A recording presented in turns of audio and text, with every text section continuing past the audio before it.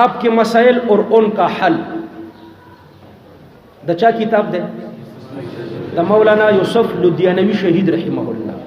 اغوی میری اور میری اکابر کی نزدیک زما و زما دا اکابر دا عقیدہ دا چې رسول الله صلی الله علیه وسلم په خپل روزه کې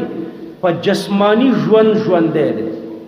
جسمانی نه ګوره مثالی مو مراده وي. کم جسمانی؟ دنیوي جسدی. فرمای دا برزخی ژوند دی لیکن د دنیوي ژوند نه ډیر قوي دی. او فرمای څوک چې د دې مسئلې نه انکار کوي هغه د دیوبند د اکابرو د تصریحاتو مطابق د دیوبند سره هیڅ تعلق نه لري. څلور فتوی پنځپیرانو بارکی ویلي. څوک چې د دې عقیدې نه منکري فرمای هغه گمراه دی او میری اور میرے اکابر کی نزدیک گمراہ ہے. یو منظور پسی نه دی جایز، منظور پسی مکروه تحریمی دی او هیڅ قسم داغه نه درس ویل او د تقریرونو اوریدل نه دی جایز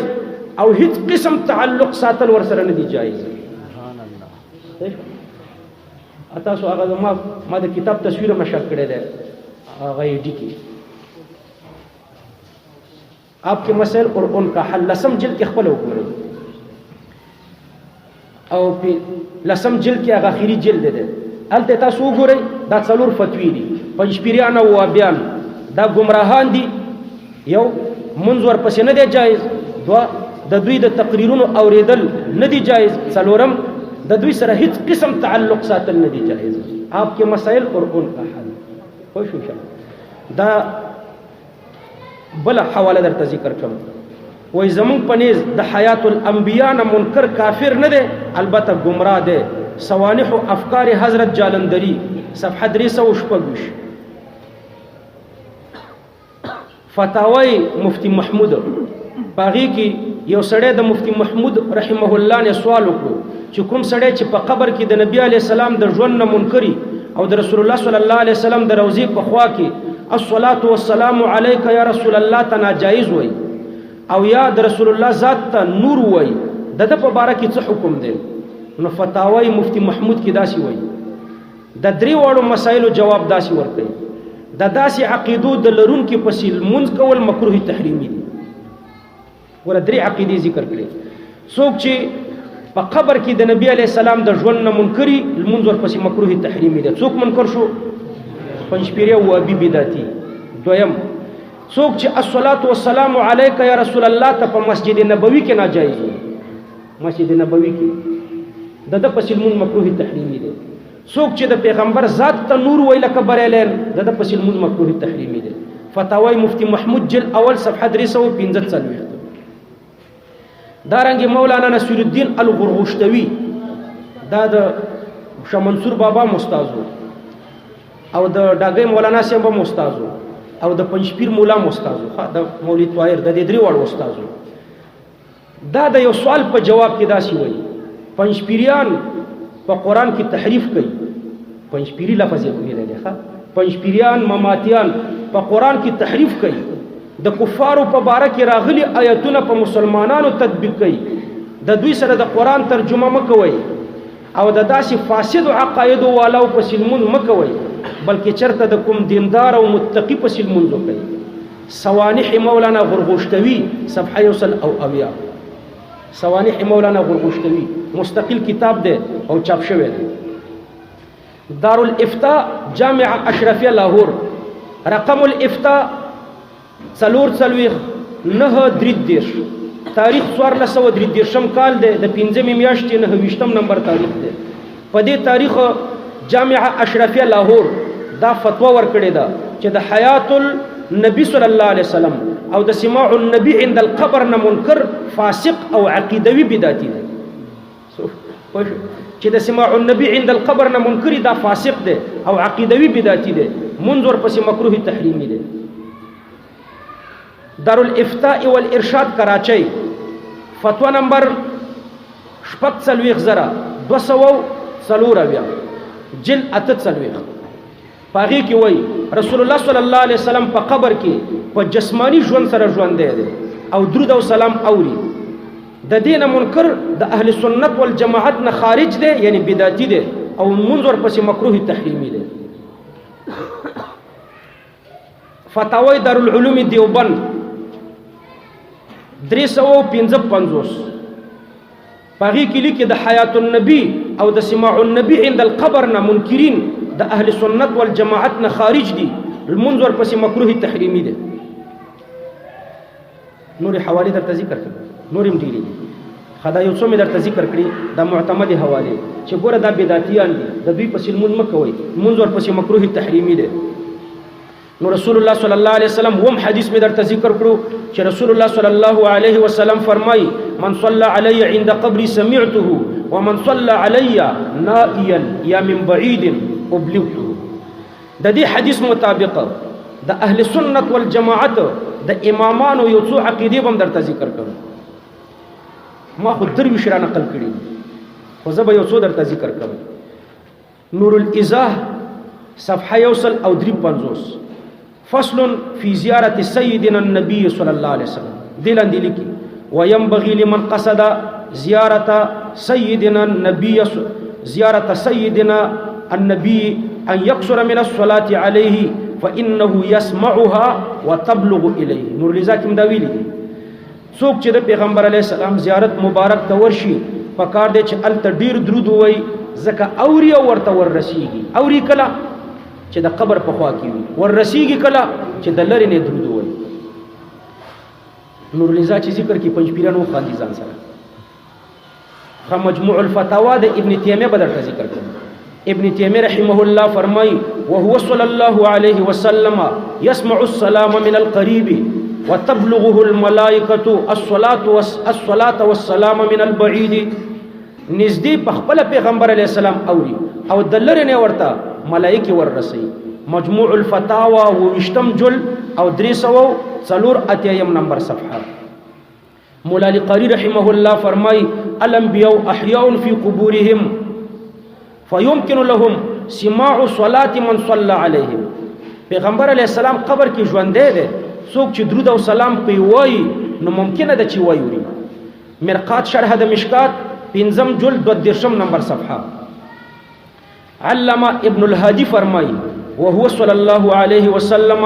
يسمع السلام من القرب الصارم المنکی اول جلد 320 نمبر صفحه پیغمبر علیہ السلام د نږدې نه درود او سلام ډاری کوي شپږم رشید احمدی گنگوہی رحمه الله فرمائی د انبیاء په اوریدو کې د هیڅ چا اختلاف نشته فتاوی رشیدیه یوصل او 40 نمبر صفحه فتاوی رشیدیه خپل فتاوی رشیدیه وګورئ د پنځ پیرانو رساله باندې وګورئ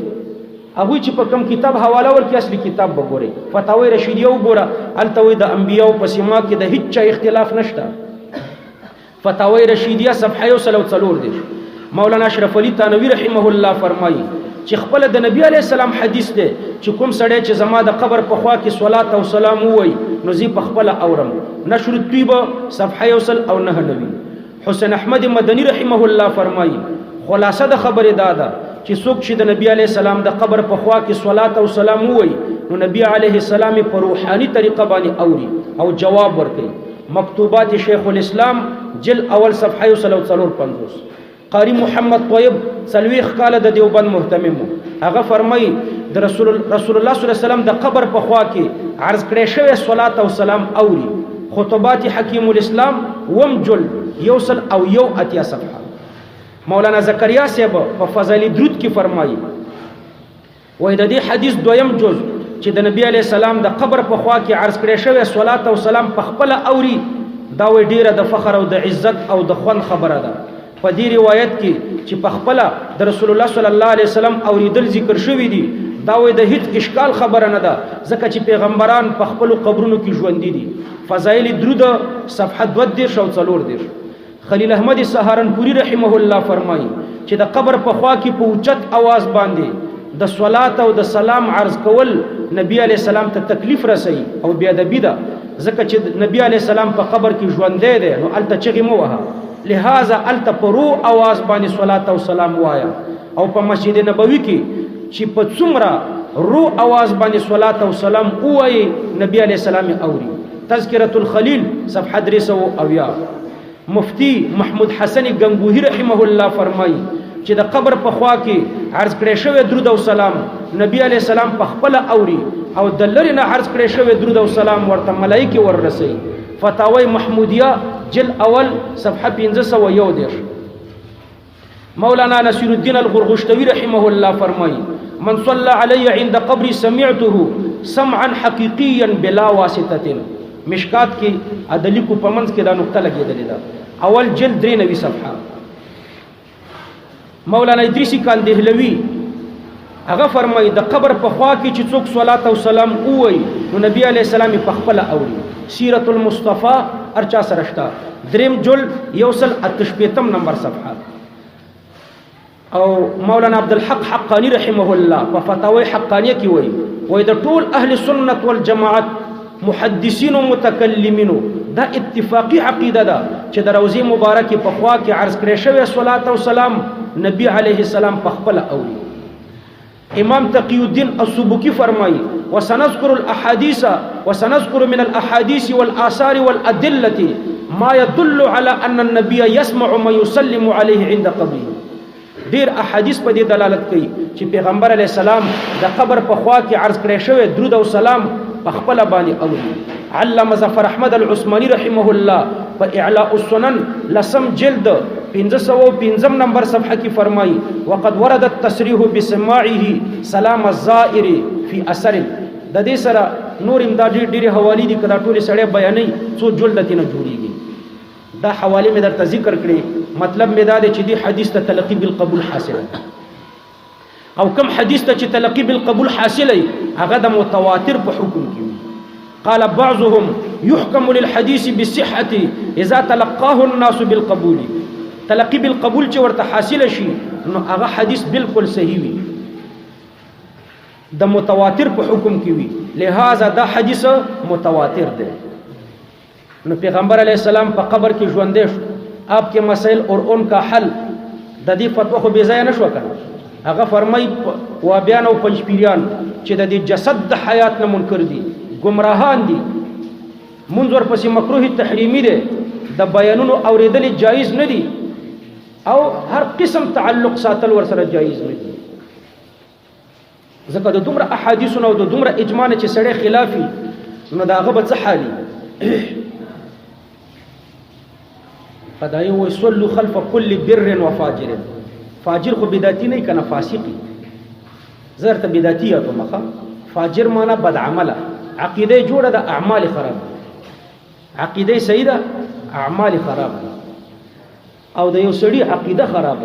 د پنځپیرانو د وابیانو د بریلانو عقیده خراب هغه فاجر کې نه راځي هغه بدعتی کې راځي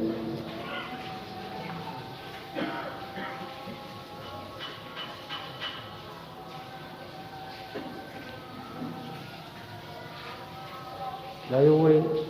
مولانا فضل الرحمن سے مولوی توي پس موږ کو نظر ته حدیث و مخالف ته سکے آپ کے مسائل اور ان کا حل هغه نه کی او څو فتوی مې درته ذکر کړل دا جامع اشرفیه فتوا مې درته ذکر کړه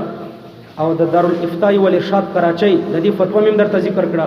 د مولانا نصیر الدین غرغشتوی فتوا مې درته ذکر کړه او فتاوی مفتی محمود د دې فتوا مې درته ذکر کړه لہذا منظر پس مکروه تحریمی ده